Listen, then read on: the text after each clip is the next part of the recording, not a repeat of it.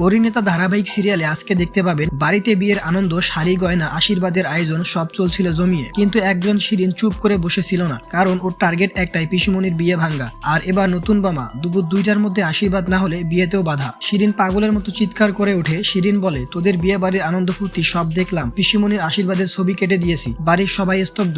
পারুল মোল্লার ভাই বুঝে যায় শিরিন আবার নোংরা পথে নেমেছে। মোল্লার ভাই বলে, সেদিন শাড়ির দোকানে যেটা করেছিলি আবার করলি শিরিন? শিরিন বলে, আমি কিছুই করিনি, সব সাজানো, কিন্তু প্রমাণ তো আছে। এইবার পারুল আগুন হয়ে যায়। পারুল বলে, পুলিশে দিলে কি হবে, সংশোধনাগারে গিয়ে আবার ফিরে আসবি। আমি আইনের পথে না, আমার পথেই শাস্তি দিব। শিরিনকে টেনে নিয়ে যায় পিসিমনির কাছে। পারুল বলে চল পিসিমনির পায়ে পড়ে ক্ষমা চাইবি। পিসিমনি বলে, প্লিজ আমাকে একা থাকতে দাও, আমি আর বিয়ে করব না, সংসার আমার কপালে নেই। এখানেই পিসিমনি ভেঙে পড়ে, কারণ সে সত্যি সমাজের কথা শুনে ভয় পায়। ঠিক তখন মনি শক্ত হয়ে দাঁড়ায়। মনি বলে, পিসিমনি, এটা চক্রান্ত, তোমার দুর্বল জায়গায় আঘাত করেছে, এই দেখো প্রমাণ। ক্যামেরায় ধরা পড়ে ভাড়া করা লোক দুই মহিলা শাড়ি গয়নার দোকানে পিসিমনিকে হেনস্থা করেছিল। মনি বলে, এই লোকটাই তো বাজে কথা বলছিল, এরা ভাড়া করা গুন্ডা। পিসিমনির চোখে জল, কিন্তু এবার রাগও জমে ওঠে। পিসিমনি বলে, আমি আর লোক হাসাতে পারছি না। ঠিক তখন অনিরুদ্ধ স্যার সামনে আসে।